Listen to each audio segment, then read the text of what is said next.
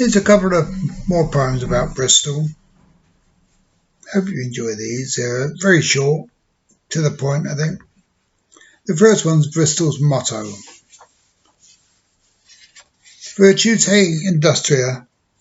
This motto really means work hard to get the things you want. That's how to build your dreams. My Bristol is a city where dreams can still be found.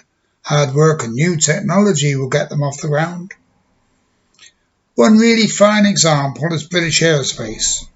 Defence systems and Concorde the forefront of the race.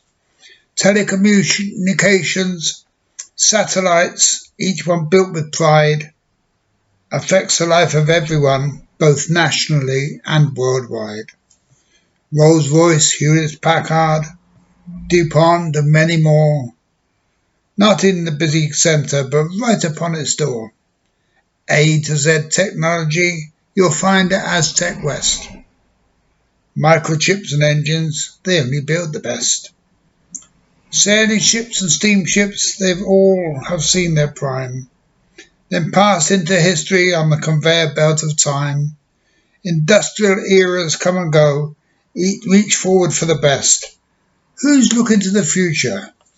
Bristol, gateway to the best.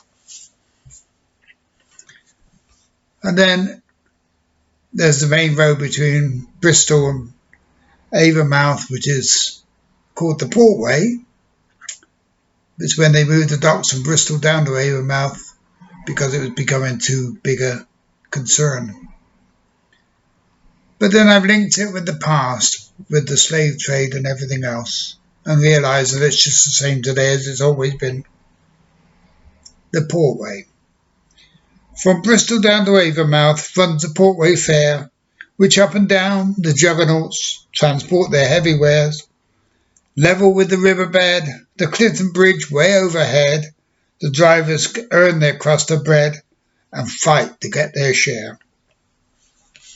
The Portway is protected by the gorge on either side, as Bristol is protected by the merchants who applied their wares across the seven seas. Though some would say 'twas misery, the slaves of bygone days agree, and many of them died. As I stand on Clifton Down and watch the scene below, I notice similarities between now and long ago.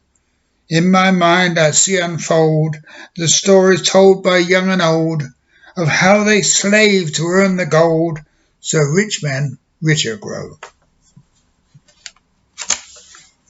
And then we're going to move on to another part of Bristol's history, when I can find it, of course. And that is the people of Bristol. And the one that I remember is Bill Shapton. Because Bill Shapton was Bristol's first martyr. He gave his life for his religion. Here it is then. Crowned Queen of England for the world to see. Who? Mary Tudor in 1553. She was a hardline Catholic. Some say a religious fanatic. To please her everyone was quick, and so it had to be. Unorthodox believers, she said there should be none. Convert the Roman Catholic, every single one. The sheriff, John Griffiths, said, convert or be it on your head. Burn at the stake until you're dead. The dirty deed was done. Bristol's first martyr, Bill Shapton was his name. 5 more then followed, their fate was the same. Taken to St. Michael's Hill, tied to a stake against their will, burnt alive though their cries were shrill, and that was Bristol's shame.